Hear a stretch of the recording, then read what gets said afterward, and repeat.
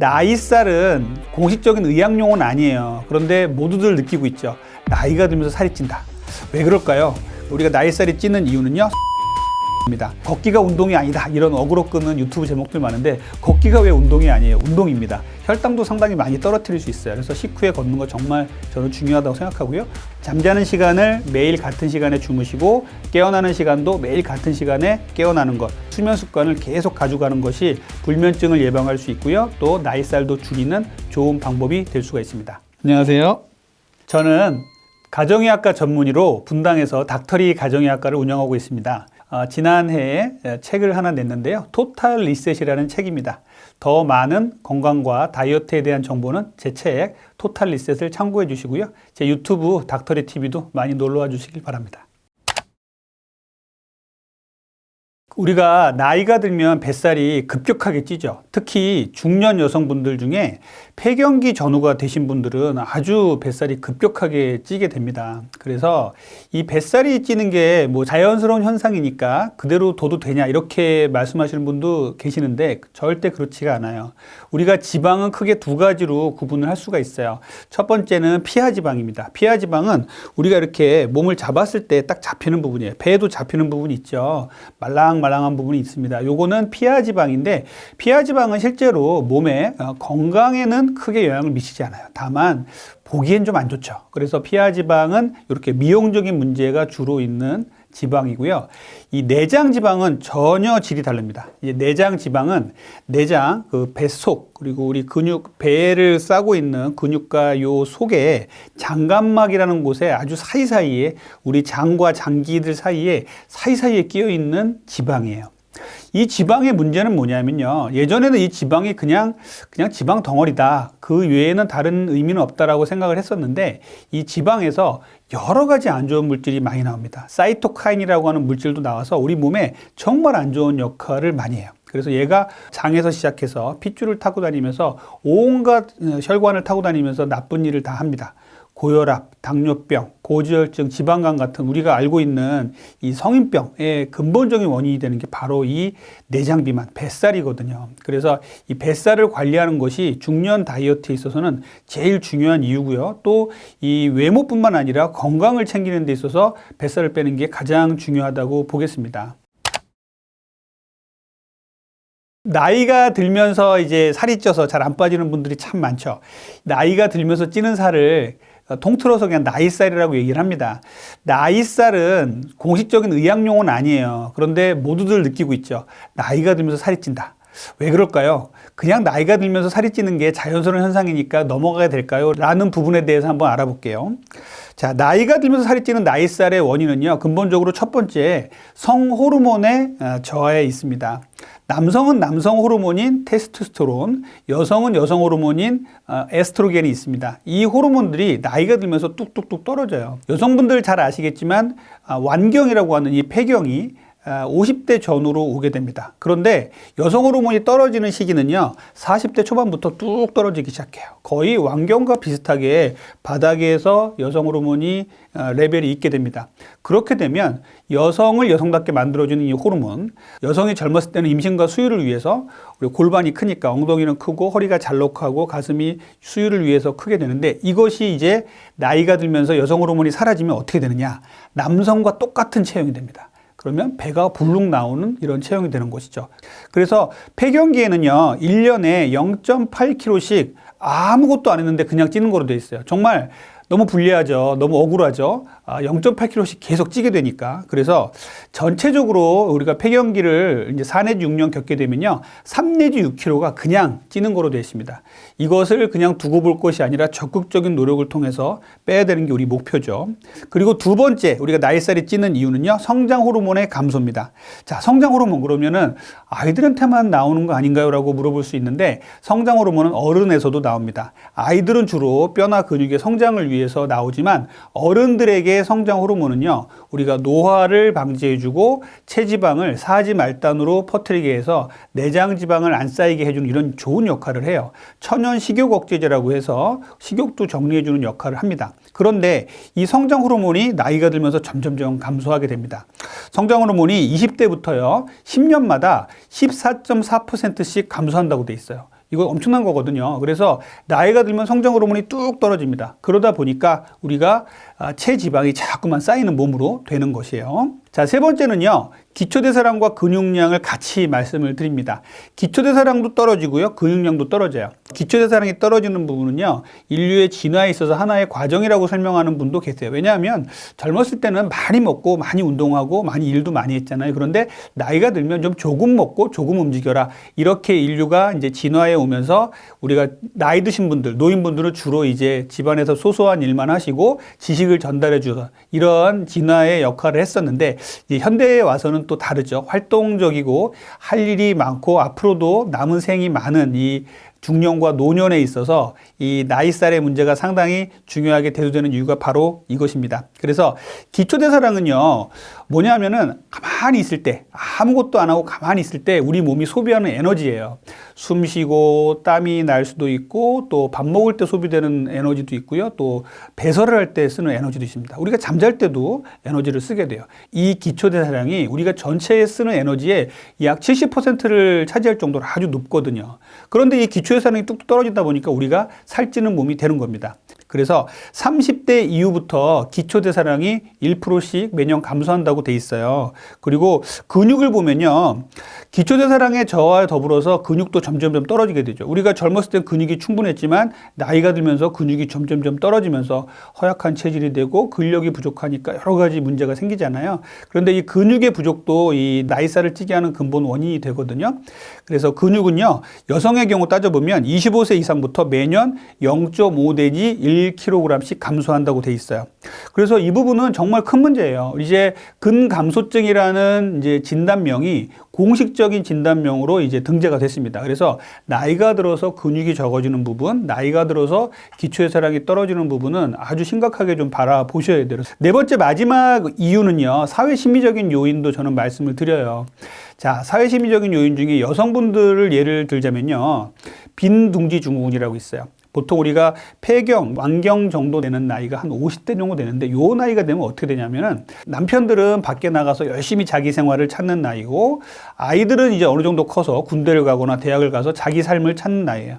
집에 홀로 남겨져 있다는 박탈감, 소외감, 우울감 이런 것들이 있을 수 있는 나이입니다. 그래서 이런 것들을 빈둥지 증후군이라고 하거든요. 빈둥지에 오손도손 가정을 잘 키워놨는데 이제 둥지에 자기 혼자밖에 없다라는 이제 그 소외감이 남게 되는 것이죠. 이때 많은 여성분들이 그 소외감을, 외로움을 달래기 위해서 뭐 여러 가지 취미 생활을 하면서 긍정적으로 푸시는 분도 있지만 이 음식으로 달래는 분들 상당히 많아요.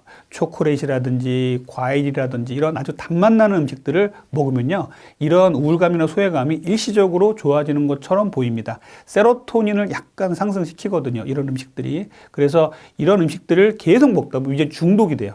그러면 도파민까지 건드리게 되면 그때는 이런 외로움이나 이런 소외감들이 단맛 중독, 탄수화물 중독까지 가게 되는 게 원인이 되겠습니다. 또 많은 중년 남성 여성분들이 술을 드십니다. 뭐 이유는 여러 가지죠. 뭐 회사 일 때문에 드시는 분도 계시고 인간관계 때문에 드시는 분도 계신데 제일 안 좋은 방식이 뭐냐면 혼술이에요. 자기가 하루 일을 다 마치고 자기의 외로움과 우울감을 달래기 위해서 술을 한 잔 마셔야 하루 일과가 마감되는 분들이 많이 계세요. 그런데 이 술은요, 결국은 뱃살을 찌게 하는 아주 근본 원인이 됩니다. 그래서 이렇게 사회 심리적인 문제도 중요한 나이살을 찌게 하는 원인이다라고 저는 말씀을 드립니다. 자, 그러면 이 중년의 문제인 지긋지긋한 이 나이살 빼는 방법 어떤 게 있을까요? 저는 총 7가지로 말씀을 드려요. 좀 많을 수 있는데 이런 생활 습관을 꾸준히 가져가시면 나이살이 점점점 빠지는 체험을 하실 겁니다. 첫 번째는요. 나이살을 빼는 데 있어서는요. 과욕은 절대 금물이에요. 젊었을 때는요. 정말 쫄쫄 굶어가면서 운동 열심히 하면서 살 뺄 수 있어요. 그런데 그러면 또 돌아오기도 하고 그래서 회복이 되게 빠르죠. 그런데 이제 중년이 넘어가서 이제 나이살이 자꾸 찌는 나이가 되면요. 정말 과욕을 부려서는 안 됩니다. 이렇게 무리하게 운동하시거나 무리하게 식단을 하시다 다치시거나 병이 나면요. 꼬박 이제 뭐 병실에 누워 있다든지 그러면 오히려 더 살이 찌는 악순환이 반복될 수가 있어요. 그래서 나이살은 절대 과욕은 금물이다. 그러면 어느 정도 빼는 게 좋으냐? 평소에 먹던 음식의 한 30%만 열량을 좀 줄이자라는 게 제 생각이에요. 그래서 적당한 열량과 영양소는 반드시 들어와야 됩니다. 그래서 1, 2번을 합해서 제가 말씀드리는 적정한 체중 감량의 목표치는요. 3 내지 6개월에 자기 체중의 10% 정도를 감량하는 거예요. 60kg 환자가 자기 체중의 6kg를 3 내지 6개월에 빼는 거거든요. 젊은 분들은 뭐 3개월이라고 얘기를 하는데 이제 중년 분들은 저는 6개월 정도 잡거든요. 그래서 이렇게 자기의 나이에 맞게끔 적절한 수준의 체중을 무리하지 않게 빼는 것도 중요합니다. 자, 세 번째는요. 자, 젊었을 때, 그리고 저는 간헐적단식을 강조하는 입장에서 아침 식사를 별로 안 먹어도 된다는 입장입니다만, 중년이 넘어가면요, 아침 식사 하시는 게 좋아요. 왜냐하면 하루에 2끼 정도 드시면서 정말 많은 영양소를 챙겨 드셔야 되는데 그게 조금 불충분해질 수 있는 나이입니다. 그래서 아침 식사를 안 하시던 분들도 아침 식사를 조금씩 중년이 되면서는 저는 하실 것을 권장을 드려요. 그래야 아침에 적정한 영양소가 들어오고요. 그 영양소를 통해서 적절하게 운동을 하시고 활동을 하면서 에너지를 소비를 하고 또 점심에 적절한 식사를 할 수 있는 이런 계기가 형성이 되거든요. 그런데 아침을 안 드시게 되면은 점심에 폭식을 한다든지 또 근육이 너무 빠져버리는 이런 문제를 겪는 분들이 간혹 계십니다. 그래서 저는 세 번째 원칙으로 아침을 되도록이면 드셔라 라는 말씀을 드립니다. 자, 네 번째는요, 단백질이에요. 요즘 단백질 얘기 참 많이 나오죠. 저희 어머님이 보시는 TV를 제가 가끔 가서 보면은 한 방송이 끝나고 방송 사이에 이 단백질에 대한 선전이 정말 많이 나옵니다. 무슨 산양류, 무슨 단백질, 음료, 파우더 정말 많이 나와 있죠. 왜 그러냐 하면요. 이제 중년 되고 노년이 되시면요. 단백질이 정말 중요해지거든요. 단백질은 우리 몸을 구성하는 원천이자 에너지 소비를 할 수 있게 하고 근육을 만드는 원천이 됩니다. 그런데 이렇게 단백질이 부족한 분들이 너무 많아요. 우리나라 중년, 노년 분들 연구를 해보면요. 상당히 많은 거로 나와 있거든요. 그래서 조금 더 단백질을 챙겨 드셔야 됩니다. 보통 젊은 성인들의 단백질 하루 권장량이요. 킬로그램당 0.8에서 1.2kg예요. 약 1kg 정도 생각하시면 되는데 자기 몸의 체중이 60kg라면 60g 정도를 드시면 됩니다. 이것을 하루에 3번 나눠서 먹으라고 얘기를 하거든요. 20g, 20g, 20g 해가지고 하루에 3끼를 나눠서 먹는 게 제일 좋습니다. 그런데 나이가 들어서 중년, 노년이 되면요. 더 많은 단백질을 요구하게 돼요. 1.5g 전후로 먹으라고 권고를 하고 있어요. 그래서 조금 더 60kg 환자라면 70g까지 단백질을 드셔야 됩니다. 그래서 이렇게 단백질 함량을 늘려야 되거든요. 이것은 정말 중요한 문제예요. 다이어트도 잘 되게 하고 내장질만 빼고요. 그리고 근력을 유지할 수 있는 좋은 방법이 됩니다. 자, 5번째는 채소예요. 이제 나이가 들면서 단백질만 강조하는 분들도 계신데 채소도 상당히 중요해요. 채소는 비타민, 미네랄을 얻을 수 있고요. 아주 풍부한 섬유질을 얻을 수 있죠. 그래서 식사에 제일 처음에 저는 섬유질을 먹으라고 항상 말씀을 드리는데 섬유질은 우리 위 속에 들어가면요. 아주 포만감을 많이 주고요. 또 장에서 내려가면 장에서 상당히 많은 유산균의 먹이가 되기 때문에 장 기능도 튼튼하게 해줍니다. 그래서 이 섬유질도 충분히 잘 드시기 위해서 채소, 나물류 많이 드시라고 말씀을 드려요. 자, 6번째는요, 운동입니다. 자, 운동은 정말 중년, 노년에서 중요하죠. 그래서 운동은 유산소, 무산소 운동 다 해주셔야 됩니다.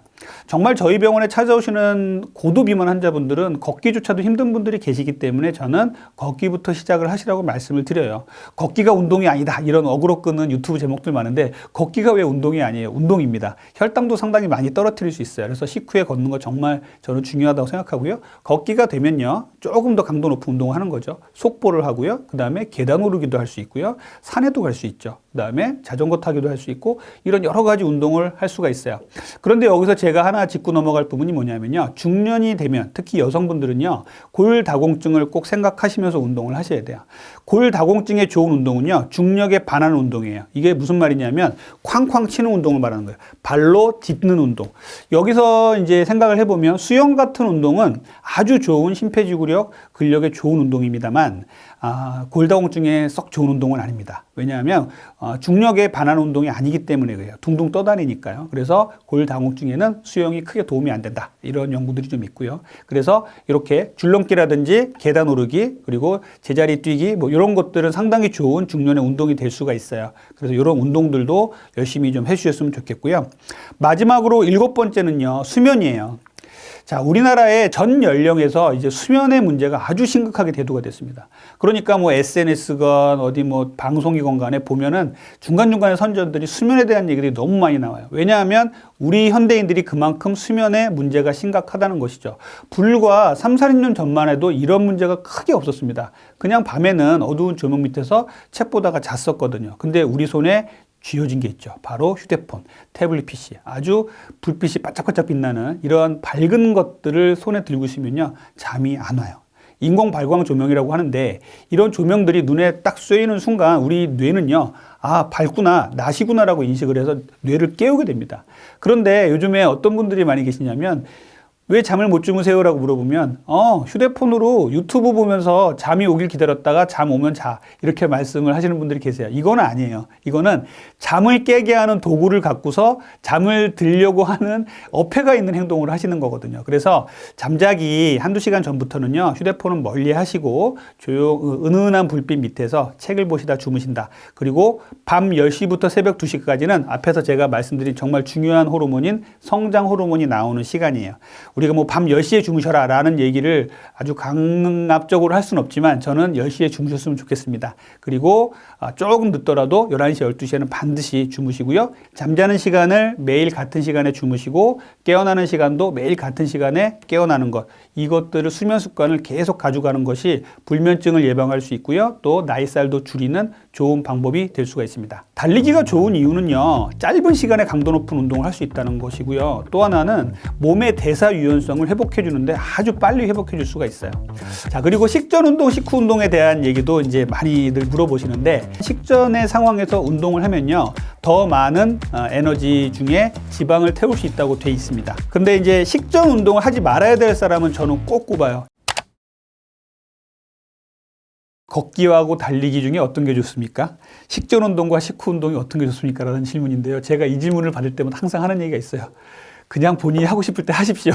왜냐하면은 이런 거를 꼭 따지는 분들이 식전 운동이 좋아, 식후 운동이 좋아 하면서 식전, 식후 따지다가 식사 시간하고 관계없이 운동을 놓쳐버리는 분도 계시고요. 또 걷기, 달리기를 막 따지다가 걷기, 달리기도 못하고 놓쳐버리는 분들이 계세요. 그런데 제가 이 말씀을 먼저 드릴게요.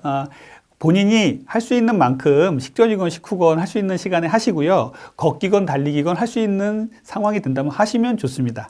자, 그런데 걷기, 달리기에서 이제 근본적으로 다이어트에 어떤 게 좋으냐, 이렇게 물어보는 것에 저는 이렇게 답을 드릴게요. 걷기하고 달리기 모두 다 다이어트에 좋습니다. 그리고 걷기는 걷기대로, 달리기는 달리기대로 장점이 있습니다.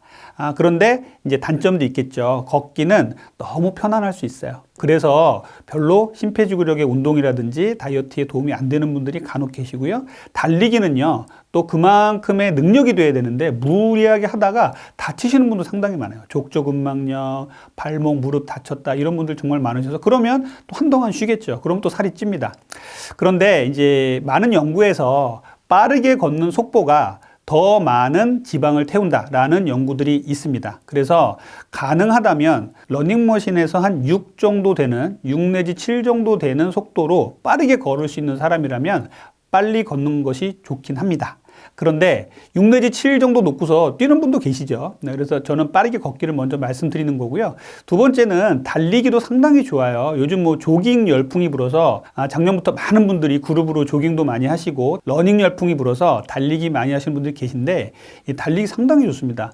달리기가 좋은 이유는요, 짧은 시간에 강도 높은 운동을 할 수 있다는 것이고요. 또 하나는 몸의 대사 유연성을 회복해 주는데 아주 빨리 회복해 줄 수가 있어요. 우리가 옛날에 우리 원시인들을 한번 생각해 보면요, 원시인들과 우리 구석기 이후의 시대의 몸은 똑같거든요. 그런데 우리 생활 습관만 바뀌어졌을 뿐이죠. 그런데 그때 원시인들은 가만히 누워 있다가도 저쪽에 먹잇감이 났다면요, 벌떡 일어나가지고 막 뛰어다닐 수 있는 능력이 있는 사람들이었어요. 근데 우리 어때요? 그냥 포만감 있게 먹고 TV 보다가 밖에서 띵동해도 이거 나가기 싫다, 너가 나가봐라, 이렇게 얘기하는 분도 계시잖아요. 이렇게 우리가 대사 유연성이 떨어진 사람들이 상당히 많거든요. 그래서 빨리 걷다가 뛰다가, 빨리 걷다 뛰다 하시는 분들이 있다면 정말 제일 좋아요. 그래서 우리가 이제 걷기가 좋아요, 달리기가 좋아요 얘기할 때 첫 번째로 제가 말씀드리는 거는, 상황이 되시면 걷기를 할 수 있는 분이면 걷기를 하시고 달리기를 할 수 있는 분은 달리기 하시는 게 좋다. 두 번째는요, 빨리 걷는 것이 다른 운동보다 조금 더 내장 지방을 태우는 데 도움이 된다는 연구들이 있다라는 말씀을 드리고요. 무리하지 마세요. 절대 무리하시면 안 됩니다. 저는 아주 고도비만 환자를 많이 보기 때문에 이분들한테 무슨 운동 하세요 물어보면 운동 하나도 안 하시는 분들 너무너무 많거든요. 그러면 일단 걷기부터 시작하는 거예요. 자, 그리고 식전 운동, 식후 운동에 대한 얘기도 이제 많이들 물어보시는데, 식전 운동이 가능한 사람이고 식전밖에 운동이 할 시간이 없다면 식전 운동 하시고요. 식후 운동밖에 할 수 있는 시간이 안 되면 식후 운동 하시면 되는데, 이제 어떤 게 더 좋으냐 이렇게 많이들 물어보시면 이렇게 말씀을 드려요. 자, 식전 운동은 장점이 뭐냐면요, 식전에는 인슐린 레벨이 낮아요. 그러면 이러한 식전의 상황에서 운동을 하면요, 더 많은 에너지 중에 지방을 태울 수 있다고 돼 있습니다. 그래서 식전 운동은 이러한 장점이 있어요. 식후 운동은요, 또 식후 운동대로 음식을 먹고 나서 혈당이 올라갈 때 혈당을 잡아주는 이런 역할을 하게 되거든요. 근데 식후 운동에서 너무 과격하게 빠르게 운동하면 속이 많이 부대끼겠죠. 이런 또 장단점이 있을 수 있습니다. 근데 이제 식전 운동을 하지 말아야 될 사람은 저는 꼭 꼽아요. 식전 운동 분명히 좋습니다. 그런데 식전 운동을 절대 하지 말으셔야 될 분. 첫 번째는요, 근육이 부족한 마른 비만 환자분들입니다. 이분들은요, 대사 유연성이 많이 떨어져가지고 근육은 부족하고 내장 지방이 좀 쌓여있는 분들을 마른 비만이라고 하는데, 이런 분들은요, 공복 시에 운동을 많이 해서 에너지를 태우다 보면 지방의 에너지를 태우는 게 아니라요, 근육이 빠지는 경우가 허다합니다. 내가 너무 근육이 적다 이런 분들은요, 차라리 식사 후에 운동을 하시는 게 훨씬 낫습니다. 두 번째는요, 당뇨병 환자예요. 당뇨병 환자 중에 인슐린 치료를 하거나 혈당 강화제를 드시고 있는 분들은요, 식전에 운동을 하다가는 저혈당에 빠질 수가 있습니다. 그래서 이 당뇨병 환자들은 식전 운동 절대 하지 말라고 이제 내분비내과 선생님들이 늘 말씀하실 거예요. 그래서 식전 운동은 당뇨 환자는 식전 운동 피하시고요, 식후에 천천히 걷기부터 해서 자기 혈당을 잘 확인하면서 이 강도를 조금 높여가는 게 좋겠습니다. 자, 잘못된 다이어트 상식 중에 이제 단백질에 대한 얘기를 하나 좀 말씀을 드릴게요. 자, 단백질 보충법은요, 단백질은 정말 중요하죠. 요즘 뭐 단백질 열풍이 불어서 뭐 편의점에 가도 단백질 음료가 쫙 깔려 있고 단백질 파우더 이런 거부터 해서 막 많은 선전을 하고 있고, 우리는 또 그걸 사 먹으면서 다이어트가 잘 될 거다라고 생각을 하는데, 단백질은 정말 다이어트에 중요해요. 그리고 현대인들에게 단백질은 정말 중요한데 단백질을 잘 못 드시고 단백질이 부족하신 분들 실제로 많이 있습니다. 특히 젊은 여성들, 그리고 나이가 드신 중노년 남성 여성분들이 다 단백질이 많이 부족하신 군이에요. 앞에서도 말씀드렸지만 단백질의 젊은 사람들의 하루 권장량은 킬로그램당 0.8에서 1.0g입니다. 80kg 사람이라면 하루에 단백질을 한 80g을 먹어야 한다는 것이죠. 그래서 우리가 이 80g의 단백질을 그러면 한 번에 80g 다 먹어버리고 점심 저녁은 쉴 거냐, 이게 아니라 3분의 1로 나눠서 80g을 3분의 1로 나눠서 먹는 게 제일 좋아요. 한 번에 우리가 흡수할 수 있는 단백질의 양이 20 내지 30g 정도입니다. 그렇기 때문에 한 번에 너무 많은 단백질을 먹고 쫄쫄 굶는다, 이거는 절대 안 돼요. 또 하나는 단백질은요, 되도록이면 식품으로 섭취를 하십시오. 단백질을 많이 먹다가 콩팥이 상했다, 통풍에 걸렸다, 뭐 간이 상했다, 이런 얘기 가끔 들어보신 분 계실 거예요. 우리 의사들은 진료실에서 가끔 봅니다. 운동도 너무 열심히 하고 단백질을 막 쏟아 부었는데 몸이 안 좋아서 검사를 해봤더니 간이 나빠졌다, 신장이 나빠졌다, 그리고 통풍이 걸렸다, 이런 분들 계시거든요. 이런 것들이 왜 생기냐면은 단백질을 한 번에 많은 양을 이렇게 음식이 아닌 파우더 종류로, 음료 종류로 먹었을 적에 간이나 신장에 손상이 오는 분들이 간혹 계세요. 한 번이라도 이런 문제를 겪었던 분들 정말 조심하셔야 되고요. 단백질은 그래서 음식으로 먹는 게 제일 좋아요. 닭가슴살이라든지 계란이라든지 생선의 흰살 같은 경우는 아주 좋은 단백질의 원천이거든요. 그리고 또 얼마나 맛있어요. 그런데 이런 그 고기류들을 어르신분들, 특히 어머님들이 잘 못 드세요. 그래서 단백질 보충제를 권할 수밖에 없는 상황이 되거든요. 그러니까 이런 어르신들한테는 닭고기, 생선, 흰살 이런 것 좀 드세요. 그러면은 난 못 먹겠어, 이런 분들이 계시면 저는 주로 이제 계란, 달걀 종류를 많이 권하거든요. 그래서 계란을 드시면 하루에 2-3개 정도를 드시면서 다이어트를 하시라 그러면 잘 하시는 분도 계십니다. 그래도 부족하신 분들은 단백질 파우더 같은 것들을 권해드리긴 합니다. 자, 단백질 파우더를 고르실 때는요, 제일 중요한 게 단백질 파우더 맛 없으면 안 먹어요. 그렇기 때문에 당을 첨가를 합니다. 인공 감미료를 첨가를 합니다. 이런 것들이 있나 잘 보셔야 돼요. 당 성분이 높다, 그리고 먹었더니 너무 달콤하다, 이런 것들은 정말 피해 주시는 게 좋습니다. 고소하고 묵직한 맛의 단백질이면 좋겠고요. 그리고 액체로 된 단백질보다는 가루로 된 단백질이 조금 낫습니다. 그 이유는 뭐냐면 액체를 만들다 보면요, 연화제라는 게 들어가요. 그래서 뭐 이거를 유연하게 만들어야 되기 때문에 이런 것들이 또 첨가되기 때문에 첨가물을 줄이기 위해서는 파우더 종류가 조금은 낫긴 하죠. 그래서 단백질은요, 이렇게 꼭 필요한 것이고, 먹는 방법에 있어서도 한 번에 다 먹고 굶는 게 아니라 3분의 1씩 나눠서 하루 3끼를 먹으라는 것, 그리고 자연에서 섭취하시고요. 그리고 제일 좋은 단백질은 닭가슴살, 계란, 생선, 흰살 같은 것이고요. 붉은 육류를 많이 먹었더니 간이나 신장에 손상이 왔더라라는 연구도 최근에 나왔어요. 그래서 식물성 단백질이 좋은 게 많습니다. 콩류라든지요, 그리고 버섯이라든지 아몬드 이런 것들에는요, 상당히 많은 단백질이 있거든요. 그래서 식물성 단백질을 충분히 드시면은, 식물성 단백질은 그렇게 몸에 독소로 작용하는 게 많지는 않아요. 그래서 식물성 단백질을 충분히 드시고, 거기에 계란 종류를 추가를 하고, 자기가 먹을 수 있는 고기 종류를 좀 추가를 하면 하루에 먹을 수 있는 양의, 우리가 권장량의 단백질을 먹을 수 있을 거라고 생각을 합니다. 기존의 다이어트의 정보들을 보면 너무나 맛없는 것들만 권하고, 나는 닭가슴살 싫어하는데 이런 것만 권하고, 이런 분들이 계시죠. 그래서 저는 주로 권하는 음식들이요, 우리 현대인들이 간편하게 준비를 하고, 그리고 맛있게 먹을 수 있는 다이어트 식품이 없을까라는 고민을 항상 하고, 그런 것들을 권해드리거든요. 저도 예전에는 많이 먹었던 음식인데, 다이어트와 건강을 공부를 하면서 절대 안 먹는 음식 3가지가 있어요. 자, 다이어트를 하다 보면 음식, 식단 이런 걸 어떻게 꾸려야 되는지 고민이 많으실 거예요. 그런데 기존의 다이어트의 정보들을 보면 너무나 맛없는 것들만 권하고, 나는 닭가슴살 싫어하는데 이런 것만 권하고, 이런 분들이 계시죠. 그래서 저는 주로 권하는 음식들이요, 우리 현대인들이 간편하게 준비를 하고, 그리고 맛있게 먹을 수 있는 다이어트 식품이 없을까라는 고민을 항상 하고, 그런 것들을 권해드리거든요. 자, 다이어트에 좋은 4가지 슈퍼푸드도 그 일환이라고 생각하시면 되겠어요. 저는 제일 먼저 권하는 것이 아몬드예요. 아몬드는 정말 슈퍼푸드를 꼽을 때마다 항상 들어가는 것이거든요. 아몬드는요, 맛있고요. 그리고 고소하죠. 그리고 보관도 되게 간편해요. 그리고 갖고 다닐 수도 있잖아요. 그래서 배고플 때 간식으로 견과류를 갖고 다니면서 먹을 수 있는 그런 장점이 있죠. 아몬드에는요, 상당히 좋은 불포화 지방산이 상당히 많습니다. 그래서 혈관을 깨끗하게 해주는 이런 역할을 하죠. 그리고 포만감도 좋은 편이에요. 그리고 단백질도 아주 좋은 식물성 단백질이기 때문에 아몬드를 적극 추천을 드립니다. 그래서 우리가 간식으로 뭐 과자 같은 거 드시지 마시고, 아몬드를 잘 보관해 놓으셨다가 아몬드를 좀 씹어서 천천히 드시면요, 포만감도 생기고, 우리가 갑자기 식욕이 당길 때 대처 방법으로 좋은 방법이라고 생각을 합니다. 2번째는요, 블루베리예요.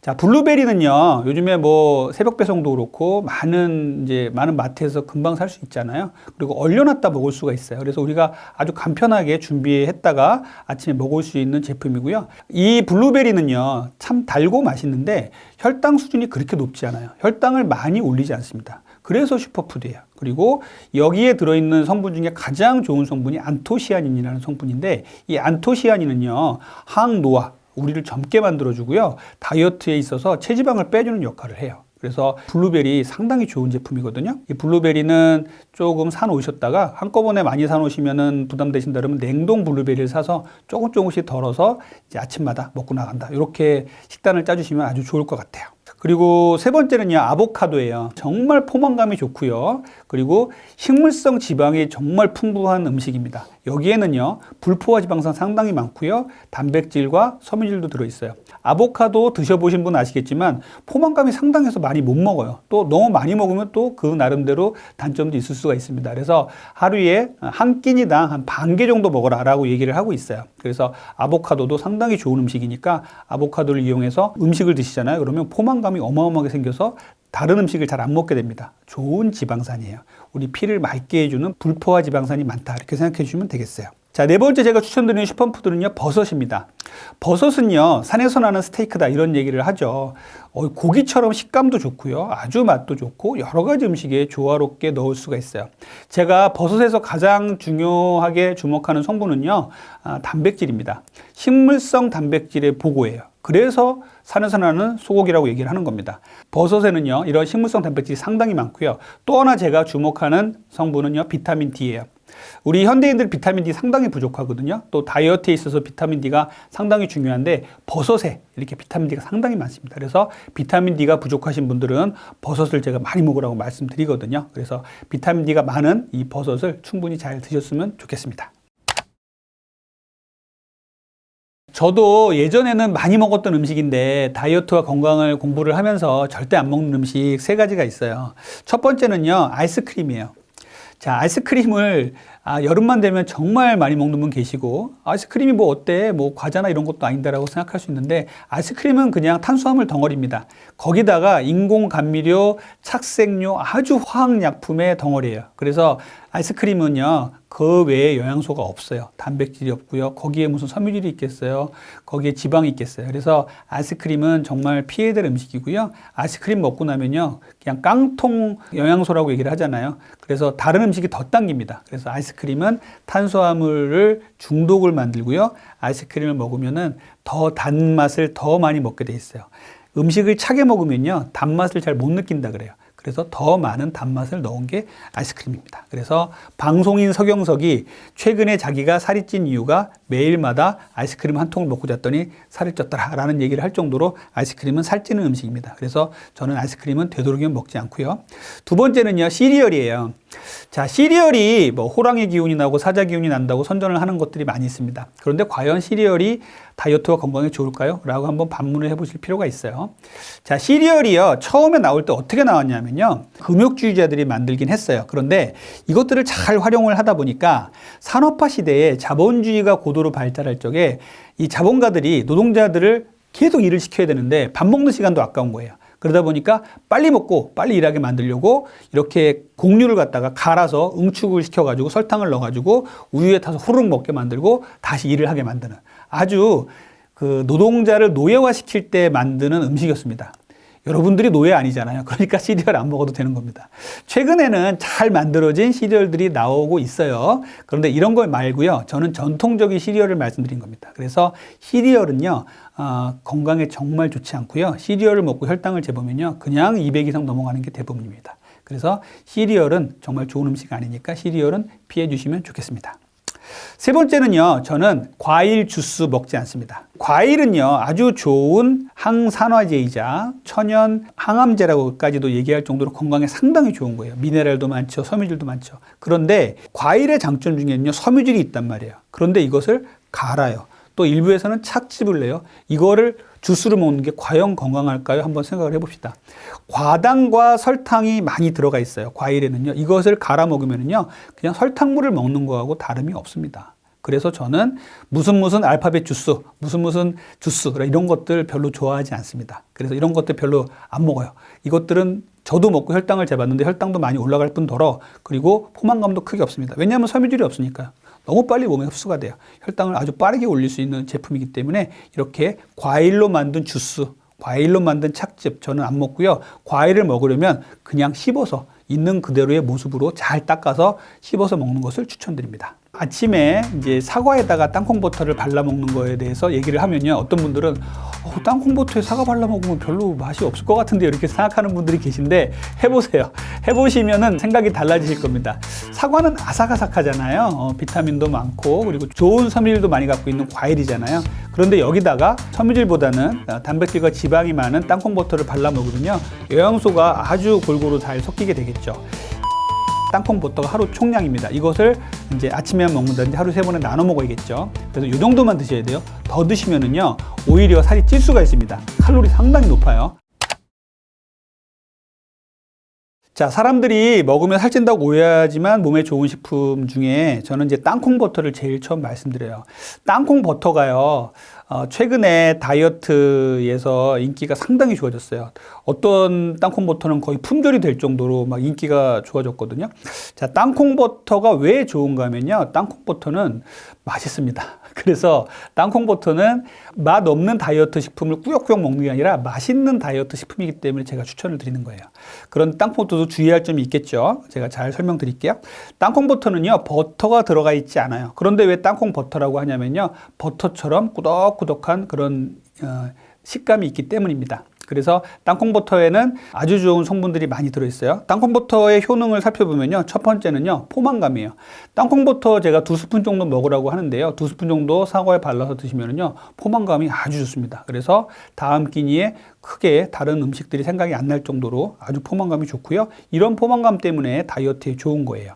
그리고 두 번째는요, 일부 연구에서 밝혀진 것인데요. 갈색 지방을 활성화시킨다는 연구가 있어요. 이 갈색 지방은 뭐냐면 어렸을 때 아이들에게만 나오는 이 지방인데요. 이 지방이 흰색 지방을 태워준다고 되어 있거든요. 그런데 이 갈색 지방이 성인이 되면 태화가 돼요. 그런데 땅콩버터를 먹었더니 다이어트가 잘 되는 이유 중에 이렇게 갈색 지방을 활성화시켜서 다이어트를 잘 되게 하는 것 같다라는 연구들이 있어요. 그래서 이런 갈색 지방에 대한 부분도 주목을 좀 해주셨으면 좋겠고요. 세 번째는요, 아주 좋은 불포화 지방산의 보고입니다. 땅콩 버터에는요, 아주 좋은 불포화 지방산이 많아요. 혈관을 깨끗하게 해준단 말이에요. 여기에 올레산이라든지 리놀렌산 같은 게 들어있는데 이것들을 포함해서 많은 좋은 지방들, 그리고 불포화 지방산들이 우리 몸의 혈관을 깨끗하게 해주는 역할을 하거든요. 이래서 더 중요한 역할을 한다고 해서 제가 추천을 드립니다. 네 번째는요, 이것 말고도 아주 좋은 영양분들이 많아요. 단백질도 많이 들어있고요. 비타민 E, 비타민 6, 아연, 엽산까지 많이 들어있어요. 그래서 이렇게 땅콩버터를 추천을 드리는 것이거든요. 그래서 땅콩버터를 이제 먹는 데 있어서 언제 먹으면 좋을까라고 많이들 물어보시는데 그냥 언제나 먹어도 상관은 없습니다만 땅콩버터는요, 저는 아침에 드시는 걸 추천을 드려요. 바쁜 아침에 땅콩버터 뚜껑 열어서 깨끗한 숟가락으로 넣어서 2스푼 덜어내서 사과에 찍어 먹으면요, 정말 맛있거든요. 그래서 이렇게 바쁜 아침에 활용을 하는 것이 저는 제일 좋다고 생각하고요. 뭐 점심이나 저녁에 먹어도 전혀 문제는 되지 않습니다. 그리고 아침에 이제 사과에다가 땅콩버터를 발라 먹는 거에 대해서 얘기를 하면요, 어떤 분들은 땅콩버터에 사과 발라 먹으면 별로 맛이 없을 것 같은데 이렇게 생각하는 분들이 계신데 해보세요. 해보시면은 생각이 달라지실 겁니다. 사과는 아삭아삭하잖아요. 비타민도 많고 그리고 좋은 섬유질도 많이 갖고 있는 과일이잖아요. 그런데 여기다가 섬유질보다는 단백질과 지방이 많은 땅콩버터를 발라 먹으면요, 영양소가 아주 골고루 잘 섞이게 되겠죠. 이 사과에 상큼하고 아삭한 이 식감과 이 맛과요, 여기에다가 고소하고 달달한 이 땅콩버터를 같이 드시면요, 상당히 좋은 상큼하고 고소한 맛을 동시에 느낄 수가 있습니다. 상당히 좋은 방법이니까 한번 시도를 해보세요. 하지만 사과도 너무 많이 드시면 안 되고 한 끼니당 반 개에서 한 개 정도라고 얘기를 하니까 사과도 많이 드시지 말기를 바라겠습니다. 땅콩버터 드실 때 주의사항 말씀드릴게요. 땅콩버터는요, 일단은 보관을 잘 하셔야 돼요. 모든 견과류는요, 산패의 위험이 있습니다. 그래서 여러분들 뭐 하루 견과 이런 것들 잘못 보관했다가 오랜만에 먹었는데 페인트 냄새인가? 아주 이상한 냄새가 난다 이러면은요, 이거는 산패된 거예요. 이건 먹으면 안 돼요. 독성으로 작용을 합니다. 그런데 땅콩버터도 비슷하게 독성으로 작용할 수 있는 산패가 될 수가 있어요. 하지만 땅콩이나 일반적인 다른 견과류보다는 땅콩버터가 산패가 덜 된다고 합니다. 그래서 땅콩버터를 권장을 드리는 거예요. 그리고 땅콩을 갈아내면서 세포막이 파괴되기 때문에 땅콩버터가 좀 더 흡수력이 좋다. 그래서 땅콩버터를 이제 권장을 하는 거고, 또 다이어트에 있어서 여러 가지로 활용하기 좋잖아요. 발라 먹고 찍어 먹고 이러기 때문에 땅콩버터를 많이 추천을 드리는 거예요. 그래서 땅콩버터는 산패에 주의하자. 그러려면은 적당한 올바른 방법으로 보관을 해야겠죠. 땅콩버터 사실 때 뒷면에 보시면 보관 방법이 나와 있습니다. 어떤 것들은 냉장 보관하라고 나와 있고 어떤 것들은 실온에 보관하라고 나와 있어요. 여기에 따라서 적절하게 잘 보관을 해주시고요. 또 하나는 오염이 안 되게 잘 해주셔야 돼요. 땅콩버터를 어제도 먹고 오늘도 먹어야 되는데 오염된 숟가락으로 먹으면 안 되겠죠. 한번 들어간 숟가락 오염된 상태에서 다시 들어가면 안 됩니다. 그래서 땅콩버터는 오염에 주의하자라는 말씀 드리고요. 세 번째는요, 땅콩에 의외로 알레르기 많은 분들 계세요. 땅콩에 알레르기 있는 분들은요, 땅콩버터도 드시면 안 돼요. 알레르기에 대한 확인 꼭 필요합니다. 그리고 마지막으로는요, 땅콩버터의 하루 총량이에요. 땅콩버터의 유일한 단점이라고 저는 말씀을 드리는데, 땅콩버터의 유일한 단점은 너무 맛있어서 많이 먹게 된다, 이런 분들이 좀 계세요. 하루에 서양 티스푼으로 2스푼이라고 얘기를 해요. 서양 티스푼으로 2스푼이면 그냥 우리나라 일반적인 스푼으로 2스푼 정도라고 저는 얘기를 하거든요. 서양 티스푼이 좀 커요. 그래서 15cc 조금 넘는 거로 알고 있는데 이게 30cc가 넘는 거예요. 그런데 우리나라 사람들은 일반적인 우리가 먹는 숟가락으로 2숟가락만 먹습니다. 이게 하루 총량이에요. 아침에 2숟가락, 점심에 2숟가락이 아니라 2숟가락의 땅콩 버터가 하루 총량입니다. 이것을 이제 아침에만 먹는다든지 하루 3번에 나눠 먹어야겠죠. 그래서 이 정도만 드셔야 돼요. 더 드시면은요, 오히려 살이 찔 수가 있습니다. 칼로리 상당히 높아요. 그렇기 때문에 이런 거 주의하셔야 돼요. 자, 그리고 요즘에 이제 논란이 되는 것들, 땅콩버터의 인기가 쭉 올라가니까 일부 이제 어그로 끄는 이제 유튜브나 이런 곳에서 땅콩버터에는 오메가3가 많으니까 먹지 마라, 이렇게 말씀하시는 분들이 계신데 조금 요거는 오해가 좀 있으십니다. 우리가 기름에는요 오메가3, 오메가6, 오메가9 이렇게 쭉 있어요. 그런데 오메가6가 무조건 나쁘다, 이것은 아닙니다. 오메가6와 오메가3의 비율이 중요한 것이지 오메가6가 무조건 나쁜 죄인이 아니에요. 땅콩버터에는 오메가6가 많이 있습니다. 그래서 하루에 2스푼만 먹으라고 하는 거예요. 오메가6도 세포를 안정화시켜주고 혈관을 깨끗해주는 역할을 합니다. 하지만 많이 먹게 되면요, LDL 콜레스테롤을 높이는 이런 역할을 할 수도 있어요. 그래서 이런 말씀이 나오는 거고요. 그러면 오메가6와 오메가3의 비율을 어떻게 먹는 것이 좋을 것이냐? WHO에 의하면요, 오메가6와 오메가3의 비율은요 5대1에서 10대1 정도로만 먹어라라고 얘기를 하고 있어요. 자, 우리가 보통 먹는 식사의 오메가6와 오메가3의 비율은요 거의 서구식에서는 20대 1까지 올라갑니다. 이렇게 높은 식사를 하시면서 땅콩버터를 또 드신다, 이거는 나쁜 방법이 되겠죠. 내가 만약에 정말 기름기, 트랜스 지방이 많은 음식들을 햄버거, 튀김류 막 이런 걸 먹었는데 또 여기에다가 땅콩버터를 먹는다? 이건 올바른 방법은 아니라는 것이에요. 오메가6가 충분히 많은 이 땅콩버터를 먹는다면 충분히 또 오메가3가 많은 생선이라든지 이런 것도 많이 드시면 좋겠죠. 그래서 오메가6가 무조건 나쁜 건 아니다. 오메가6와 오메가3의 비율이 중요한 것이고, 오메가6와 오메가3의 WHO에서 권고하는 비율은 5대1에서 10대1 정도다라고 생각해 주시면 좋겠고요. 저는 한 4대1 정도로 드셨으면 좋겠어요. 그래서 하루에 땅콩 2스푼 드시고 충분히 다른 좋은 불포화 지방산이 많은 음식들을 드시면 되겠습니다. 자, 요즘 그릭 요거트 만들어 드신 분들 많이 계시죠. 그릭 요거트 만들어 드시는 것도 괜찮아요. 그런데 제가 그릭 요거트 만들어 드시는 분들을 진료실에서 많이 뵀거든요. 근데 살이 잘 안 빠져가지고 잘 물어보면요, 그릭 요거트를 잘 못 만드시는 분들이 많더라고요. 그릭 요거트를 잘 만들면은요 탄수화물 함량이 5g 이하.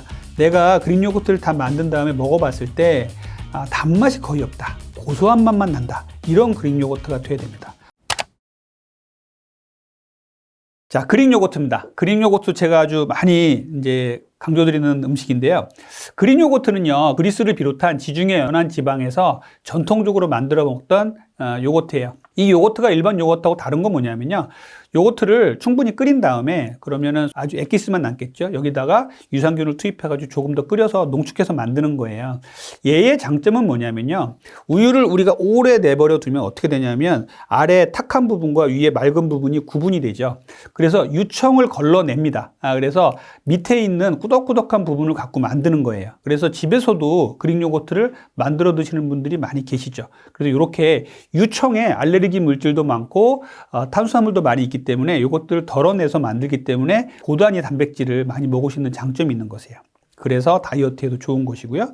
그래서 그릭 요거트의 효능은요, 유단백을 많이 먹을 수 있다는 장점이 있어요. 그리고 상대적으로 저칼로리예요. 그래서 다이어트에 좋은 이런 역할을 하고요. 두 번째는요, 땅콩버터와 마찬가지로 그릭 요거트도 포만감이 상당합니다. 그래서 그릭 요거트도 충분히 우리가 포만감을 주면서 좋은 식사 대용품으로 먹을 수 있다는 것이 장점이에요.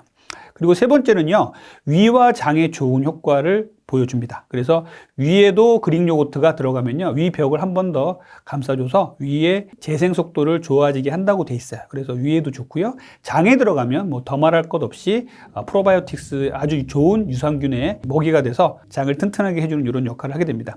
네 번째는요, 혈당을 안정화시켜 준다는 것입니다. 정말 잘 만든 그릭 요거트는요, 탄수화물이 5g 이하짜리도 많이 있습니다. 그래서 아주 단맛보다는 고소한 맛, 아주 부드러운 이런 맛으로 먹을 수 있다는 게 장점이고요. 그릭 요거트를 이 먹는 시기, 요거는요, 아침, 점심, 저녁 다 괜찮아요. 근데 저는 주로 이제 아침을 자꾸 말씀드리는 게 바쁜 현대인들이 맛있게 먹을 수 있는 식사를 말씀드리다 보니 아침을 자꾸 말씀드리는데 아침에 그릭 요거트 정말 좋거든요. 저는 오늘 아침에도 먹고 나왔는데 위장에 상당히 좋습니다. 우리 현대인들, 특히 한국 사람들은 과식하고 또 밤에 술도 먹고 또 매운 것도 먹잖아요. 그런데 이렇게 아주 힘든 위장에 그릭 요거트를 먹으면요, 위를 한 번 더 감싸줘서 위를 편안하게 할 수가 있어요. 그래서 아침 식사로 괜찮고요. 점심, 저녁에 먹어도 상관없습니다. 그리고 하루 권장량은요, 연구에 따라 되게 많이 다른데 200에서 400g 이렇게 나와 있거든요. 그래서 하루에 한두 개 정도, 우리 200g 정도가 되는 게 보통 이제 그릭 요거트인데 하루에 한두 개 정도 그릭 요거트는 괜찮습니다. 충분히 드셔도 되고요. 유당 불내증이라고 있어요.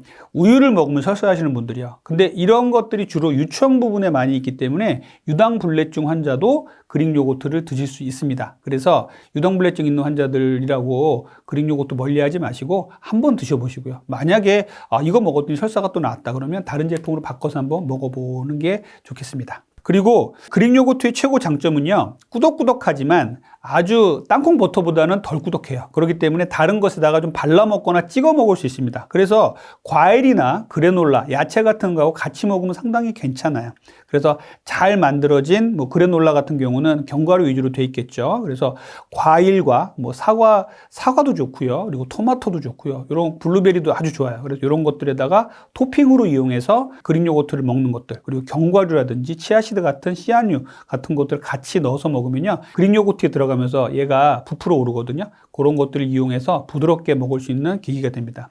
하나 말씀드리고 싶은 게 오버나이트 오츠라고 있어요. 오트밀을 그냥 먹으면은 되게 먹기 힘든데 전날 저녁에 그릭 요거트 속에다가 통오트밀을 넣어서 냉장고에 하루 넣어 놓으면요, 아주 통통하게 오트밀이 불어납니다. 그래서 이렇게 해서 오버나이트 오츠를 먹는 분들이 계신데 아주 좋은 방법이에요. 그래서 이렇게 그릭 요거트를 이용하시는 것도 좋은 방법입니다. 자, 그릭 요거트 고르는 방법은요, 마찬가지로 무가당, 무첨가 그릭 요거트를 골라야겠죠.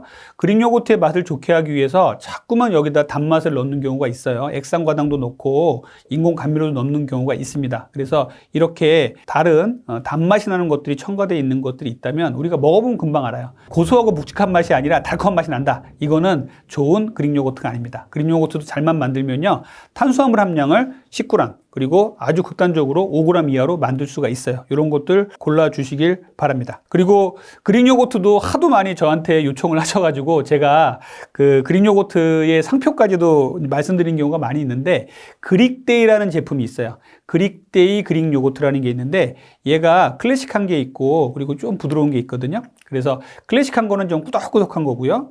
아마 시그니처라고 이름이 나와 있을 거고, 그 다음에 조금 부드러운 게 있는데 이 부드러운 것도 탄수화물 함량이 2g, 3g 밖에 안 됩니다. 그래서 이런 것들 라이트라고 합니다. 그래서 그릭데이, 그릭 요거트 라이트, 이런 것들은 아주 부드럽기 때문에 이런 것들을 이용해서 토핑으로 이용해서 다른 음식과 비벼서 먹는다. 이거 아주 좋은 방법이 되겠어요. 자, 요즘 그릭 요거트 만들어 드신 분들 많이 계시죠. 그릭 요거트 만들어 드시는 것도 괜찮아요. 그런데 제가 그릭 요거트 만들어 드시는 분들을 진료실에서 많이 뵀거든요. 근데 살이 잘 안 빠져가지고 잘 물어보면요, 그릭 요거트를 잘 못 만드시는 분들이 많더라고요.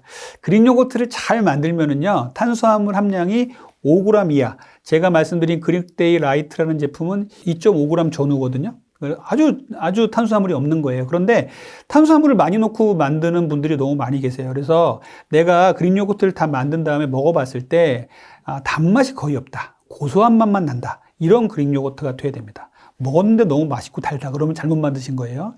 그래서 그렇게 노력을 들여서 만들었는데 별로 건강과 다이어트에 좋지 않은 그릭 요거트를 만드신다면 그냥 사서 드시는 게 낫지 않을까 생각이 듭니다. 왜냐하면 집에서 만든 거는 내가 여기에 당 함량이 얼마나 들어있을까를 모르잖아요. 단백질 함량 이런 걸 잘 모르잖아요. 그런데 사서 먹는 것들은 뒤에 영양성분표가 다 나와 있잖아요. 탄수화물 함량, 그리고 이런 것들을 잘 보시고 고르신다면 좋은 그릭 요거트를 고르실 수 있을 것이에요. 그래서 집에서 만들어 먹는다면 절대로 단맛이 나면 안 된다는 것, 그리고 집에서 만들어 먹는 것과 사 먹는 것을 선택하신다면 저는 그냥 사 드시고 그 시간에 운동을 나가시는 게 낫지 않을까 생각이 듭니다. 다음은 치즈예요. 자, 치즈는요, 우리가 아주 인간이 오랫동안 먹어왔던 음식이고 또 아주 요리에 많이 이용하고 맛있죠. 그래서 치즈가 이제 다이어트에 좋은 이유는요. 첫 번째, 유단백이 상당히 높습니다. 그릭 요거트하고 마찬가지로 아주 농축된 유단백을 먹을 수 있다는 장점이 있죠. 두 번째는요. 지방 연소를 촉진하는 성분들이 많이 들어있어요. 특히 칼슘 같은 게 들어있기 때문에 상당히 좋은 다이어트 음식이 될 수 있고요. 세 번째는요. 저탄수화물이라는 거예요. 탄수화물 함량을 아주 낮게 만들 수가 있습니다. 그리고 갖고 다닐 수 있잖아요. 우리가 치즈 같은 경우는 스트링 치즈 같은 거 요즘 많이 나와 있죠. 그래서 이런 것들을 가방 속에 좀 넣고 다니다가 정말 갑자기 배가 고프다. 이럴 때 탄수화물 말고 다이어트 간식으로 드신다면 상당히 좋고요. 보관하기 쉽고 이동할 때 갖고 다니기 쉽다. 이런 것도 장점이 되겠어요. 저는요, 치즈 중에서도 스트링 치즈를 가장 많이 추천을 드려요. 이게 좋은 이유가 뭐냐면 다이어트 간식으로 이용하기 상당히 좋거든요. 그래서 이렇게 요즘에는 이제 소세지처럼 하나씩 까먹을 수 있게 나온 스트링 치즈들이 있거든요. 그래서 이런 치즈들을 갖고 다니시다가 갑작스럽게 배가 고프다. 그러면은 탄수화물류, 과자류 이런 거 드시지 마시고 스트링 치즈 하나 드시면 아주 맛도 좋아요. 쫄깃쫄깃하고 식감도 좋기 때문에 이런 것들 위주로 드시면 좋고요. 고르실 때 주의하실 거는요, 무가당 무첨가 치즈를 고르셔야 됩니다. 치즈에는요, 많은 함유물이 들어갈 수밖에 없어요. 그런데 이것들을 잘 고르는 눈도 키우셔야 돼요. 치즈가 아주 많죠. 우리가 정말 상업화 돼가지고 아주 싼 곳에 가서 대규모로 만드는 인공 치즈들도 있습니다. 이런 것들을 뿌려 먹는 것들은 결코 건강에 좋지 않아요. 그래서 인공적인 것이 아니라 무가당, 무첨가, 이름이 붙어 있는 천연이라고 붙어 있는 자연이라고 이름이 붙어 있는 이런 치즈를 고르시길 바랍니다. 두 번째는 나트륨 함량이에요. 어떤 치즈 먹어보면 아주 짠 것들이 많이 있죠. 이런 치즈의 다른 맛들을 죽이기 위해서 소금을 많이 넣는 경우가 있는데 이렇게 나트륨 함량 높은 것도 좀 주의를 해주시길 바랍니다. 제가 먹고 있는 치즈 제품을 또 궁금해하셔서 상품을 공개를 해드리면요. 상하 치즈에서 나온 플레인 스트링 치즈라고 있어요. 저는 요것들을 이제 정기적으로 사서 냉장고 안에 넣어놨다가 진료보다가 배가 고플 때 이럴 때 하나씩 까먹습니다. 그러면은 포만감도 생기고요. 혈당도 전혀 거의 오르지 않기 때문에 상당히 좋은 간식류라고 생각을 합니다. 아주 정제된 탄수화물을 먹으면서 그냥 앉아 있잖아요. 그러면 혈당이 올라가는 걸 방치해 놓는 거거든요. 혈당이 떨어질 틈이 없는 겁니다. 이렇게 혈당이 이제 올라가는 것들을 방치해 놓으면 우리 몸은요, 자꾸만 당분이 많은 음식을 찾게 됩니다. 이게 탄수화물 중독이에요. 혈당을 이렇게 손끝에서 재보는 거를 식전하고 식후 2시간에 주로 많이 하잖아요. 이건 당뇨 환자가 이제 식후 2시간에 혈당이 높아지기 때문인데 일반적인 사람들은요, 식후 1시간, 1시간 반에 혈당 스파이크가 어마어마하게 높게 생깁니다. 자, 식사를 많이 했다고 생각했는데 한두 시간 지났는데 갑자기 또 배가 고파요. 그리고 식사 직후에는 너무너무 피곤해서 모든 일이 손에 안 잡힐 정도고, 그리고 그 무기력감이 한잠 자고 나지 않으면 해결이 안 되는 이런 몸이 되는 경우도 있어요. 이게 왜 그럴까요? 이런 문제로 이제 저를 찾아오는 분들이 종종 계시는데, 간혹 이 부분에서 많이 차지하는 것들이 바로 혈당 스파이크, 혈당 롤러코스터 현상, 혈당 변동성 이런 얘기를 많이 하는데 저는 혈당 스파이크란 말을 많이 쓰거든요. 혈당 스파이크는요, 공식적인 의학 용어는 아니에요. 그런데 우리가 주로 탄수화물류를 먹었을 때 혈당이 이제 올라가겠죠. 그러다가 아주 정제된 탄수화물을 많이 먹게 되면 거의 정상인이라도 혈당이 정상인은 70에서 140 사이에서 움직여야 되는데 200까지 치솟아 올라갑니다. 그러다가 뚝 떨어져요. 그러면 식후에는요, 이런 혈당이 막 급속도로 올라갔다가 막 교란이 오니까 아주 너무 피곤한 거예요. 보통 우리가 식곤증을 정상인도 겪습니다만 이러한 혈당 변동성, 혈당 스파이크로 인한 그 식곤증은요, 정말 심각합니다. 그래서 막 짜증도 나고 한잠 자지 않으면 해결이 안 되는 이러한 무기력감이 너무너무 심하게 밀려와요. 또 혈당이 올라가면 인슐린이 나와서 혈당을 떨어뜨리거든요. 이때 또 너무 많이 떨어져요. 우리가 뭐 저혈당 같이 떨어지는 건 아닌데 반응성 저혈당이라 그래서 기존에 너무 높은 200이었던 혈당이 100 정도만 떨어져도 우리는 너무 많이 떨어졌다고 생각해서 이 저혈당 때 우리는 또 심각한 피로감을 느낄 수도 있고 아주 배고픔을 느낄 수도 있어요. 그래서 이런 배고픔을 해결하기 위해서 또 단맛 나는 음식을 집어 먹게 되죠. 이런 것들이 계속 반복되는 게 가장 큰 문제가 됩니다. 그래서 혈당 스파이크는요, 반복되면 반복될수록 우리 몸의 다이어트를 망치게 되겠죠. 왜냐하면 계속적으로 당분을 요구하게 되니까 계속적으로 혈당이 떨어졌다고 생각하면 당 떨어졌다, 뭐 좀 갖고 와버려서 또 과자를 먹고 빵을 먹고 또 혈당이 올라갑니다. 좀 있으면 또 떨어집니다. 이런 것들이 반복되면은 결국은 당 중독에 빠질 수밖에 없고요, 탄수화물 중독에 빠질 수밖에 없습니다. 그러면 다이어트도 자연스럽게 안 되게 되겠죠. 더욱더 무서운 건 무엇이냐면요. 이렇게 혈당 변동성이 이렇게 커버리면은요. 이렇게 고혈당이 유지되는 것도 분명히 안 좋아요. 당뇨 환자처럼. 근데 혈당 변동성이 왔다 갔다 하면서 우리 혈관의 내피세포에 큰 스트레스를 줍니다. 조금씩 미세한 상처를 내게 되는 거예요. 그러면 이 혈관 내피세포가 상처가 나게 되면서 이 상처를 메꾸기 위해서 많은 물질들이 나와요.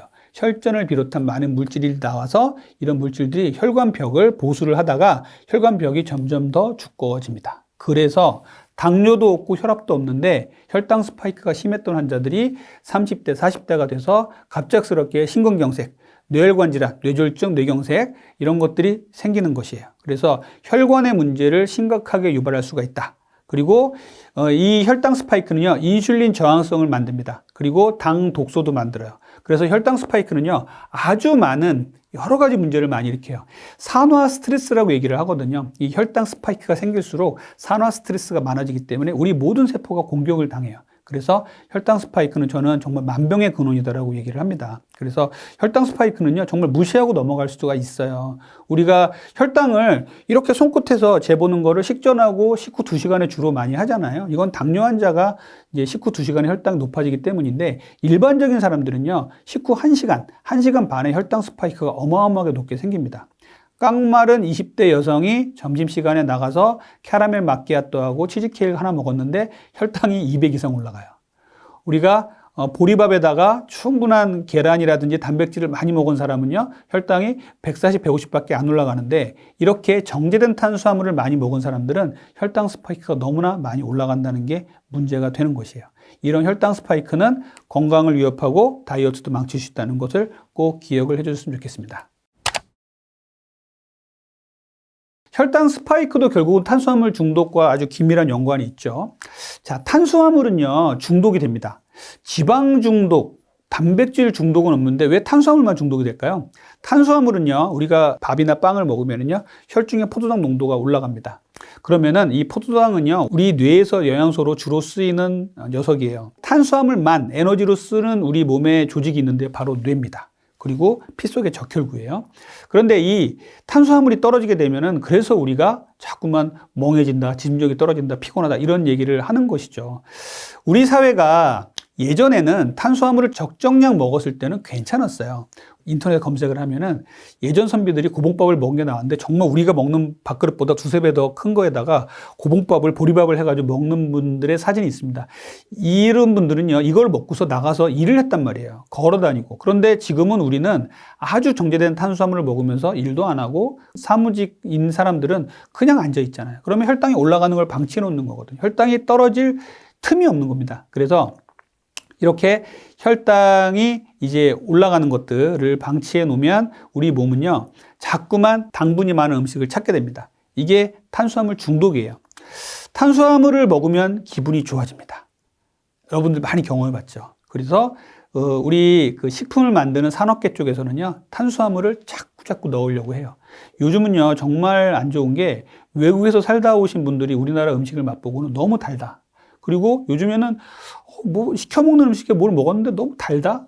근데 맛은 있다? 이런 느낌을 많이 받는 경우가 있어요. 왜 그러냐면 탄수화물을, 이 정제된 탄수화물, 설탕, 그리고 과당, 그 다음에 인공감미료를 자꾸 넣으면요, 우리들은 그거를 찾을 수밖에 없어요. 왜냐하면 뇌에서는 탄수화물, 단맛을 정말 좋아하거든요. 그래서 이걸 자꾸만 찾게 되는 게 이 탄수화물 중독으로 가는 길이에요. 그래서 탄수화물 중독은 현대의 만연된 질병이다. 그래서 탄수화물에 중독된 환자와 마약에 중독된 환자의 뇌를 비교를 해봤더니 같은 부위에서 활성화되더라. 그래서 뇌 그런 마약 중독과 탄수화물 중독은 거의 이제는 같은 레벨로 봅니다. 자, 중독이라는 것은 어떤 음식, 어떤 상황을 계속 했을 때 자꾸만 쾌감이 생기고 그 쾌감의 강도를 더욱더 높은 강도로 줘야 더욱더 만족하게 되는 걸 말하는 거예요. 그리고 끊으면 불안해지고 초조해지고 다시 그걸 줬을 때 해소가 되는 것이죠. 생각해보면 탄수화물도 딱 끊어버리고요. 탄수화물 안 줬어. 탄수화물을 많이 먹던 사람들한테 그러면요, 조바심이 납니다. 막 단 거 먹고 싶어, 조바심이 나는데 계속 단백질만 줘. 이런 분들 계시거든요. 탄수화물을 끊으라 그래서 탄수화물을 극단적으로 줄였더니 환자분들이 막 전화가 옵니다. 머리가 아파요, 피곤해요, 어지러워요, 이런 분들 식은땀까지 나요, 이런 분들 계시는데 탄수화물 중독의 금단 증상이거든요. 이런 것들을 해결을 해야 돼요. 그만큼 우리 현대인들이 탄수화물 중독에 많이 빠져 있다는 말씀을 드리는 거예요. 무시무시한 탄수화물도 어떻게 해결해야 될까요? 불과 작년만 하더라도 열풍이 불었던 게 탕후루, 마라탕, 이런 것들 많이 있잖아요. 정말 극강의 단맛을 자랑하는 것들이잖아요. 우리 음식 산업은요, 정말 강력한 단맛을 계속적으로 추구를 할 거예요. 왜냐하면 그래야 팔리거든요. 그래서 탄수화물이 설탕이 몸에 나쁘다고 하니까 이제는 또 인공 감미료로 돌려서 제로 콜라, 제로 음료들 막 나오잖아요. 또 제로 콜라나 제로 음료들은 그 나름대로 또 문제가 있단 말이에요. 우리 입맛을 바꾸지 않으시면 이 탄수화물 중독에서 헤어나올 수 없고요. 우리 사회가 그런 탄수화물 중독을 만드는 이런 추세에 있기 때문에 탄수화물 중독에서 해방되는 거 정말 중요합니다. 탄수화물 중독에서 해방되는 첫 번째는요, 탄수화물 중독을 스스로 인정을 하셔야 돼요. 내가 탄수화물을 끊었더니 막 손이 떨리네. 그리고 막 어지럽네. 머리가 아프네. 이런 분들 계시는데 이거는 탄수화물 중독이에요.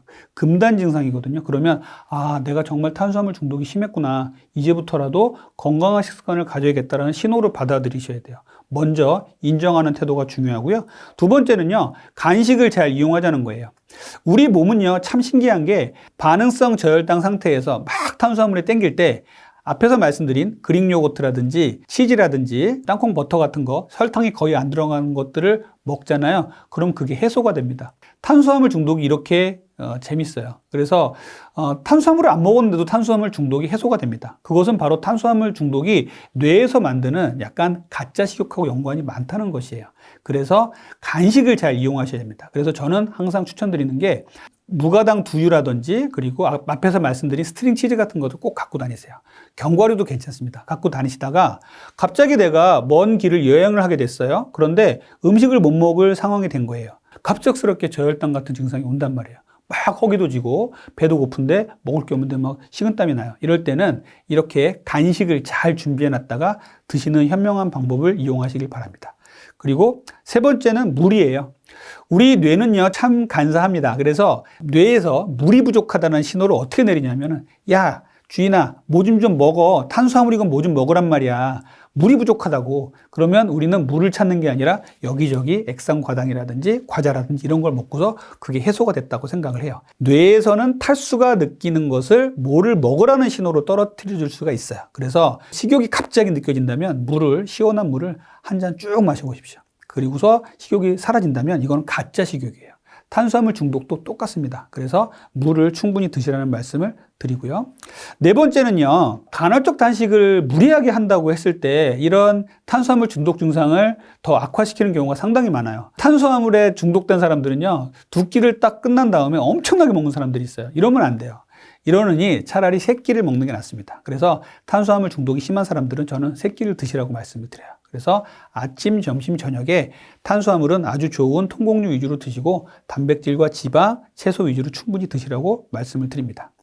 자, 마지막으로 제가 말씀드릴 것은요, 탄수화물 중독을 해결할 때는요, 갑작스럽게 끊으시면 안 돼요. 탄수화물 중독을 갑작스럽게 해결하겠다고 딱 끊었다가는요, 오히려 탄수화물 중독의 그 무시무시한 그 금단 증상을 맛보고, 와, 탄수화물 정말 무섭네.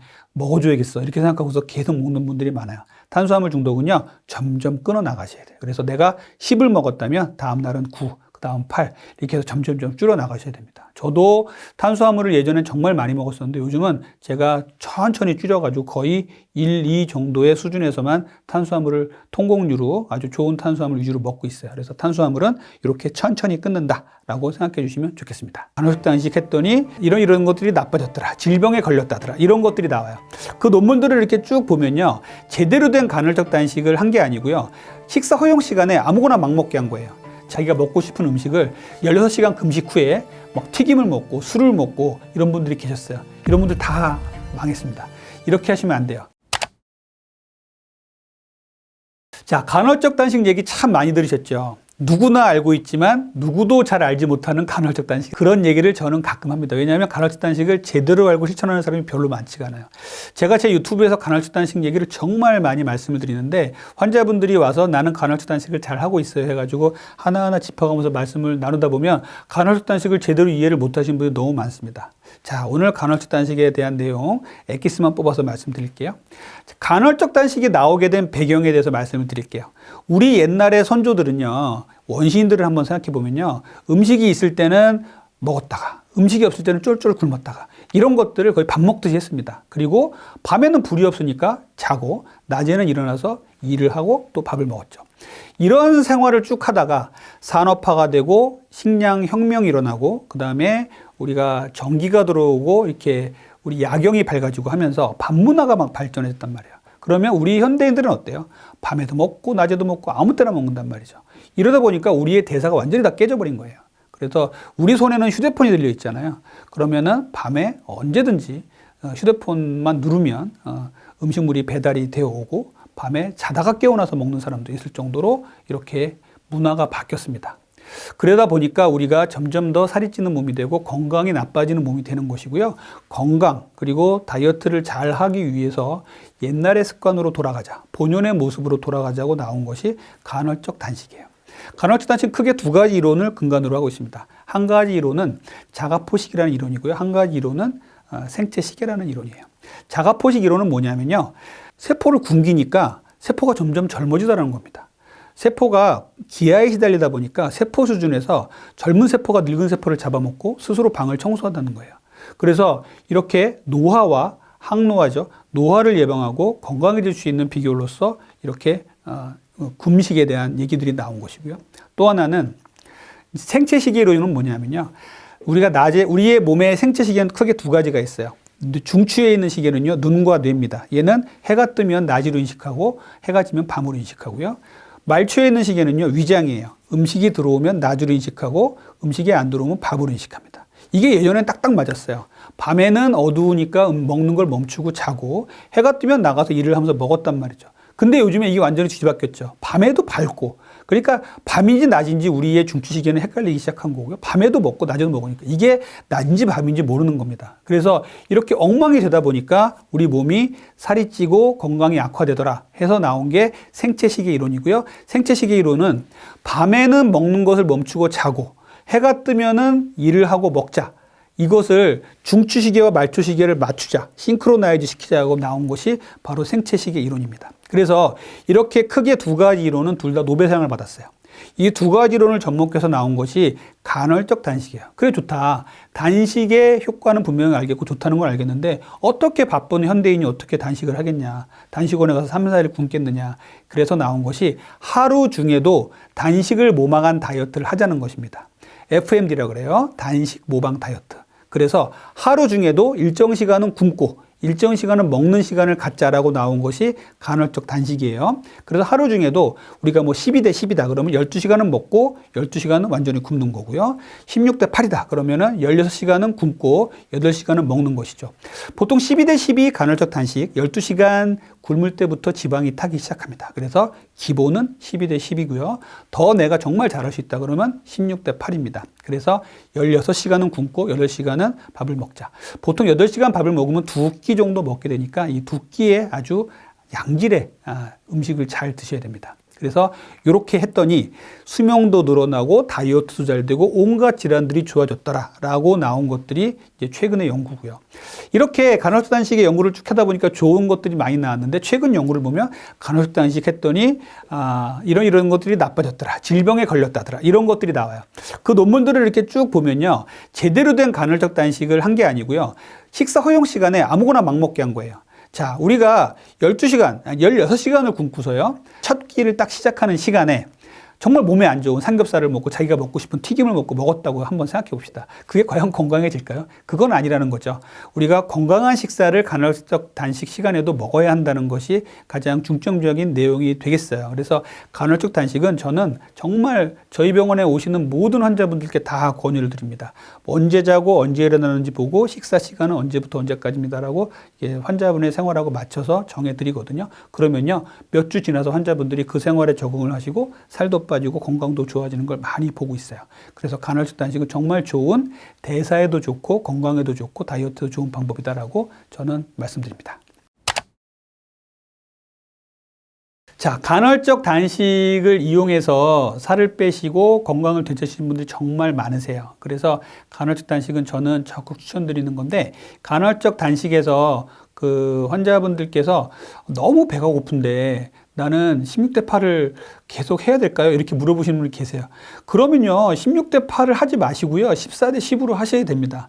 내가 너무 쫄쫄 굶는다는 느낌이 들고 너무 견디기 힘든데 16대 8이 좋다 그래서 16시간을 굶는 무리한 다이어트 하시면 안 돼요. 그래서 내가 충분히 기분 좋은 허기감을 참을 수 있을 정도가 되는 그 시간, 그게 12시간이 될 수도 있고요, 14시간이 될 수도 있어요.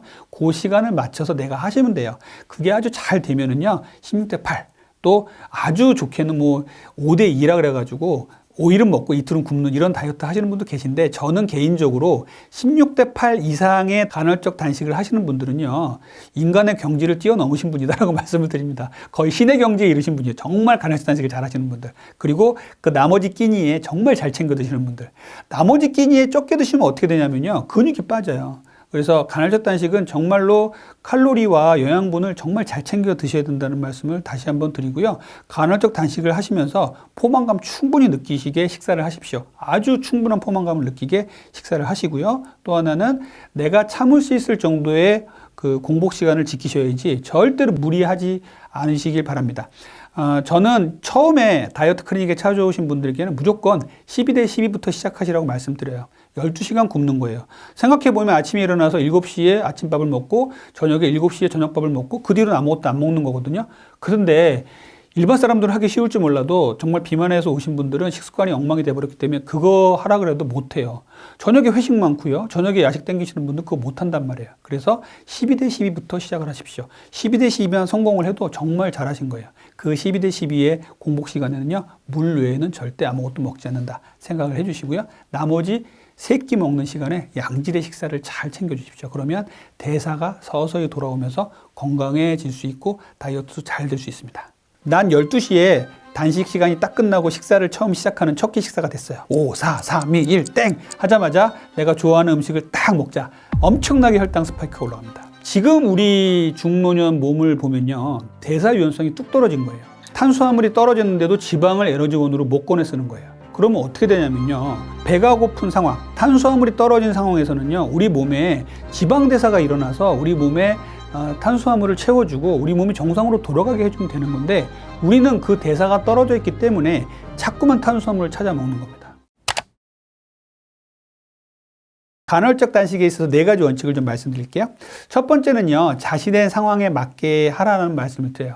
간헐적 단식은요, 특별히 꼭 이렇게 해라라는 원칙이 없어요. 그냥 굶는 시간과 먹는 시간을 구별하라는 거예요. 그래서 굶는 시간은 내가 3교대를 하고 있어요. 그러면은 내가 낮에 잠자는 사람일 수도 있잖아요. 그러면 깨어나서부터가 첫 끼 식사라고 생각하시고 하시면 됩니다. 그리고 이제 밤에 나는 올빼미형 인간이야. 그럼 밤 12시, 1시까지 깨어있는 사람도 있고요. 이런 사람들은 좀 저녁을 좀 늦게 드시고 아침을 굶을 수 있겠죠. 그리고 나는 아침형 인간이야. 그러면 저녁에 좀 일찍 자고 저녁에 일찍 먹고 아침을 꼭 먹어야 되는 이런 사람도 있겠죠. 그래서 자기의 상황에 맞게 하는 게 좋아요. 하지만 밤에 깜깜할 때를 이용해서 공복 시간을 만드는 게 가장 좋다. 이런 말씀을 좀 드리고요. 두 번째는요, 악용하지 말자. 간헐적 단식이 처음 나왔을 때, 야, 이거 정말 나한테 최고 좋은 다이어트 방법이 나왔구나. 저탄고지보다 훨씬 좋다. 이렇게 하면서 자기가 먹고 싶은 음식을 16시간 금식 후에 막 튀김을 먹고 술을 먹고 이런 분들이 계셨어요. 이런 분들 다 망했습니다. 이렇게 하시면 안 돼요. 간헐적 단식은 자기가 먹고 싶은 음식을 먹는 게 아닙니다. 간헐적 단식을 하시면서도 건강한 음식 드셔야 돼요. 저탄수화물, 통곡류로 드셔야 되고요. 건강한 단백질, 채소 위주로 식사를 하셔야 되거든요. 그래서 악용하지 말자는 말씀 꼭 드리고 싶고요. 세 번째는요, 첫 끼니를 주의하자는 거예요. 자, 16대 8 다이어트를 했어요. 그래서 난 12시에 단식 시간이 딱 끝나고 식사를 처음 시작하는 첫 끼 식사가 됐어요. 그러면 5, 4, 3, 2, 1, 땡! 하자마자 내가 좋아하는 음식을 딱 먹자. 딱 먹는다. 혈당이 올라가는 음식. 치즈케이크를 먹고 싶어서 간헐적 단식을 한 사람이야. 그러면은 치즈케이크를 딱 먹으면요, 엄청나게 혈당 스파이크가 올라갑니다. 자, 보통 저녁 시간에 생길 수 있는 160까지 올라갈 수 있는 혈당 스파이크를 만들 수 있는 음식을 먹었다면, 이렇게 간헐적 단식이 끝나는 시간에 나쁜 음식을 먹었을 때 200가지 혈당 스파이크가 생길 수가 있어요. 공복 시간이 길어지면 길어질수록 그 척기에 더 주의하셔야 됩니다. 공복 시간이 길어지면요, 인슐린이 아주 잠잠해져 있기 때문에 그 상태에서 엄청나게 정제 탄수화물을 퍼붓게 되면요, 인슐린이 엄청나게 분비가 됩니다. 그래서 살이 더 찌는 몸으로 만들어져요. 혈당 수준이 아주 많이 올라가기 때문에 인슐린이 많이 분비된다는 것 꼭 알아주셨으면 좋겠습니다. 그리고 네 번째, 정말 중요한 거요. 식사 허용 시간에도 잘 드셔야 돼요. 자, 저는 공복 시간에는 물 외에는 먹지 말라 그래요. 이렇게 얘기를 하면 또 댓글들이 쭉 달립니다. 공복 시간에 커피 먹어도 되나요? 약 먹어도 되나요? 막 이렇게 얘기를 하는데, 공복 시간에는 물 외에는 먹지 않는 게 간헐식단식의 기본 원칙이에요. 하지만 약간의 융통성을 준다면 혈당을 오르지 않게 하는 음식이라면 먹을 수도 있겠죠. 칼로리가 없는 음식이라면. 예를 들자면 허브티 같은 거는 괜찮을 것 같습니다. 그런데 물 외에는 따로 먹지 않는다라는 원칙을 딱 세워두세요. 그러고서 12시간을 딱 내가 굶었는데 12시간 이후에 음식을 먹을 때는 정말 풍부한 단백질과 채소 위주로 식사를 하세요. 그리고 좋은 통곡류와 양질의 지방으로 식사를 하셔야 됩니다. 이렇게 해야 내 몸이 제대로 돌아가는, 제대로 작동하는 몸이 됩니다. 자, 우리가 건강이 망가지고 대사증후군이 생길 때 우리 몸 깊숙한 곳에서는 무슨 일이 생기고 있을까요? 생각해 보면은요, 대사증후군이라는 얘기 요즘 많이 들으셨죠? 고혈압, 당뇨병, 고지혈증, 지방간 이런 거에 깊숙한 곳에는요, 비만이 있어요. 대사증후군 속에는 비만이 항상 있고요. 비만을 일으키게 하는 데는요, 인슐린 저항성이 있습니다. 인슐린이 몸에서 많이 나오게 만드는데 몸에서 인슐린을 쓰지를 못하는 거예요. 불필요한 인슐린들은 거의 지방만 축적하는 역할을 하고 끝나버리는, 이러한 것들이 몸이 반복을 하다 보면 나이가 들면서 인슐린 저항성이 점점 더 심해지면 이제 당뇨가 오게 되는 것이죠. 그래서 이 대사증후군 속에는 비만과 인슐린 저항성이 있다. 또 그 속에 뭐가 있냐면요, 대사유연성이라는 게 있어요. 대사유연성은 뭐냐면요, 우리 몸이 젊었을 때 한번 생각해 보세요. 젊었을 때는 우리가 음식이 있으면 먹고 음식이 없으면 좀 굶을 수도 있고, 그리고 막 뛰다가도 충분히 쉴 수도 있고, 쉬다가도 막 뛸 수도 있고, 이런 몸이었잖아요. 그런데 지금 우리 중노년 몸을 보면요, 대사유연성이 뚝 떨어진 거예요. 탄수화물이 있을 때는 탄수화물을 에너지원으로 쓰고요, 탄수화물이 없을 때는 지방을 에너지원으로 쓰는 몸이 좋은 몸입니다. 대사유연성이 활발한 몸입니다. 그런데 대사유연성이 떨어지면 어떻게 되냐면요, 탄수화물이 있을 때는 탄수화물을 에너지원으로 못 쓰고, 탄수화물이 떨어졌는데도 지방을 에너지원으로 못 꺼내 쓰는 거예요. 그러면 어떻게 되냐면요, 탄수화물이 외부에서 안 들어오는 시간이 됐어요. 정제 탄수화물을 먹고 아침에 일찍 먹고 나갔는데 11시 정도가 됐는데 갑자기 배가 고파요. 이거는 뭐냐면 배가 고플 이유가 없어요. 정상적으로 따져보면요, 배가 고픈 상황, 탄수화물이 떨어진 상황에서는요, 우리 몸에 지방대사가 일어나서 우리 몸에 탄수화물을 채워주고 우리 몸이 정상으로 돌아가게 해주면 되는 건데, 우리는 그 대사가 떨어져 있기 때문에 자꾸만 탄수화물을 찾아 먹는 겁니다. 그래서 이렇게 대사가 떨어지는 몸이 되는 게 우리가 다이어트도 안 되는 몸이 되는 것이고, 우리 건강을 망치는 몸이 되는 것이에요. 그러면 어떤 것이 있겠어요? 지금 제가 바로 말씀드렸듯이 단맛이 계속 땡기고요, 그 다음에 단맛 나는 음식을 먹었다가 조금만 지나면 또 배가 고프고요. 이 배가 고플 때는 그냥 천천히 배가 고파서 뭐를 준비할 시간을 주는 게 아니에요. 갑작스럽게 배가 고픕니다. 그리고 이러한 배가 고플 때 먹는 음식들이 주로 탄수화물들을 먹기 때문에 고스란히 내장 지방으로 쌓이겠죠. 배가 나오기 시작합니다. 그리고 피부도 탄력이 떨어지고요, 주름도 생길 수 있고요. 이렇게 우리의 대사가 망가지면요, 모든 기능에서 우리 몸이 다 망가집니다. 그래서 이 대사를 이제 정상으로 돌려주는 게 이제 저 같은 의사가 하는 역할이고, 그 말씀을 드리는 건데요. 대사를 정상으로 만들었을 때 이제 다이어트도 하고 운동도 하세요 해가지고 식사요법도 가르쳐 드리고 해서 내 몸이 정상으로 돌아오는 것들을 보여주는 경우가 있어요. 체중은 별로 안 빠졌는데 일단은 혈색도 좋아지고요. 그 다음에 빵빵했던 배가 이제 느슨해지기 시작합니다. 지방들은요, 아주 탄탄하게, 아주 단단했던 지방들이 물렁물렁해져요. 이렇게 살이 빠지는 신호들이 이런 것들이 있고요. 잠도 푹 자게 되고 피로감도 줄어들게 됩니다. 그래서 이렇게 대사의 유연성을 찾는 게 우리의 건강의 가장 기본이에요. 또 이것은 비만을 해결하고 다이어트를 잘하는 또 길이기도 합니다. 그래서 이렇게 내 몸에서 나타나는 자그마한 신호들 있죠. 이런 부분들을 잘 캐치를 해보세요. 예를 들자면 살이 쪄서 내 몸에 배가 나오면요, 발톱 깎기가 힘들어져요.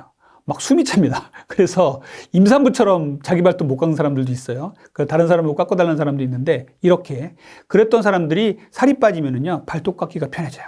자세를 잡기도 편해지고 요가하는데 자세가 잘 나온다. 이런 분들도 계십니다. 그래서 이렇게 내 몸이 대사가 나빠져서 살이 찌는 과정에 있어서 생기는 증상, 그리고 살이 빠지면서 체중은 별로 안 빠졌지만 이렇게 내 몸이 정상화되는 모습들을 보면서 스스로 격려를 하시고 다이어트를 잘 하시길 바랍니다. 지금까지 제가 건강에 도움이 되는 다이어트에 대한 말씀을 많이 드렸어요. 다이어트는요, 건강하고자 하는 겁니다. 절대로 건강을 해치면서 하시는 다이어트 안 돼요. 건강한 다이어트 방법을 제가 쭉 말씀드렸고요. 더 많은 건강한 다이어트 방법은요, 제 유튜브 닥터리 TV에 놀러와 주시면 더 많이 알려드리도록 하겠습니다.